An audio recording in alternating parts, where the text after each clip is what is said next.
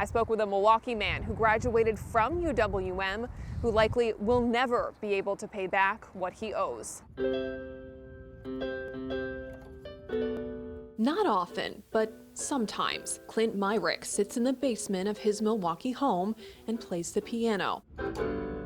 He remembers a time when he thought music would be his life. Like, I could play 11 different instruments, that I've learned throughout college in like 4 years, but now I'm not in that field no more. Clint has a bachelor's degree in music education from UW Milwaukee and almost a master's degree, but he couldn't afford to finish. I would have to take out additional loans in order to pay for my, lifestyle, just to live as a normal student. Clint graduated over a decade ago. December 2010. His story is like so many others. A degree he'll never use and a mountain of student loan debt he likely can never repay. You owe $150,000 and every month your interest rate is $750.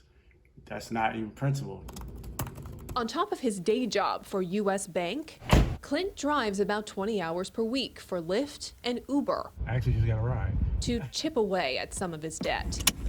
Like others, he's relying on the Biden administration's student loan repayment freeze right now. It ends on May 1st, a deadline that's quickly closing in. Hopefully getting some relief, from the federal government that would, help alleviate some of it, but that's all I got for a plan.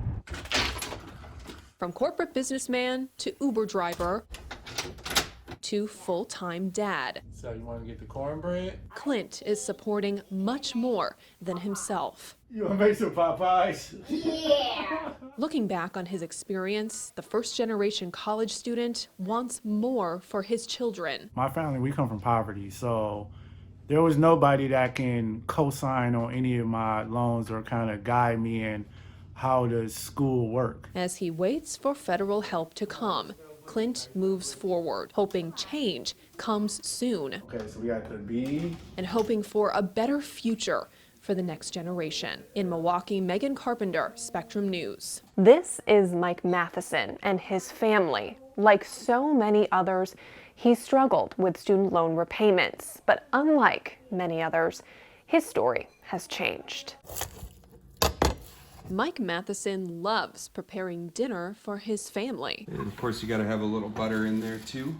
He does it every evening in the home he owns with his wife. Before you know it, it's time to go to sleep and start another day. A recent promotion at work means Mike can be home full-time now. It also means he'll likely have his remaining $45,000 in student debt paid off in the next 2 years. Optimistically, I would say within the next couple of years, but again, you just never know what might happen, so don't hold me to that. A promotion and a pandemic, two things Mike certainly didn't know were going to happen. They both have had a huge impact on his student loan repayment plan, with the pause on payments and interest these past 2 years being a significant relief. Right at the beginning of the pandemic, the transmission on our car went out, so we had to go and get a new car, and we know that we're trying to save for our girls' school. So we had felt like once we got past paying for daycare and the amount that was, we'd be able to take that money and put it towards paying off the student loans faster. A solid plan Mike knows not everyone is fortunate enough to have, and one he couldn't afford to have just a few years ago because of his student loans. When it came time to start thinking about getting out of renting and building a house, that extra cost that you already know is coming every month really changes the type of house that you might be able to afford or the type of house that you're looking for. Because on top of the mortgage payment, for at least the next 10 plus potential years, you've also got this payment and daycare someday if you have kids. This is the one that's laughing. A debt-free future for his daughters is Mike's primary focus. Ava is 3. Natalie is 6. In just 11 years, his oldest will be getting ready to go to college. Mike hopes by then, the path to receiving an education will be much smoother. I think more than anything, I hope that we find a better way to fund this education. He hopes his daughters can make a decent living doing what they love. He hopes they can afford a home and a family of their own. All of the things that can really be a struggle today with student debt being so high. Most of all, He hopes more kids realize there are many paths to success. And I just hope that there's less emphasis on you have to be able to go to school immediately after high school. Paths he's open to his daughters taking if it means a better quality of life for them in the long run. All right, how is it? In Sun Prairie, Megan Carpenter, Spectrum News. Being a teacher isn't easy, but the man you're about to meet loved every minute of it. He spent more than a decade teaching special education here at Milwaukee Marshall High School. And even in retirement, he still deals with paying back a student loan debt he won't get rid of until, quite literally, the day he dies. Alvin Moore turns 70 in a couple months. I gotta keep my hands moving. His health is what he's all about these days. I decided to go to what they call a plant-based diet. Alvin is in remission from prostate cancer. He beat it in 2017 and realized he wanted to be around as long as he could for his 2 daughters and his wife, Gloria. It just drives her nuts sometimes. It's ironic in a way. Alvin takes such good care of himself to live a long and healthy life, and as long as he's alive, his student loan debt lives with him. This is all paperwork that I sent in. The pile of papers associated with his loan debt aren't far from the kitchen. I will pay this the rest of my life. Alvin has a master's degree in education, costing him $50,000 in student debt. Now he's repaying close to 3 times that. He's on a fixed income of $52,000 a year, retired, and can only afford a monthly payment of $236. Barely touching the interest. What I'm looking at, if I do pay more, would it make any difference?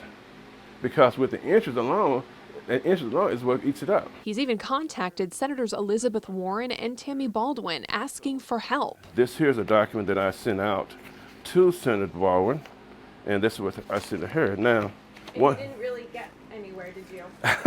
Very much not. Despite being a former educator, Alvin was told he does not qualify for federal student loan forgiveness, which leaves one other option. I just go ahead and pay it as long as I live, and then once I deceased, it just be taken care of. That's the only solution I have. It's a reality that would take a toll on anyone. But Alvin keeps pushing forward.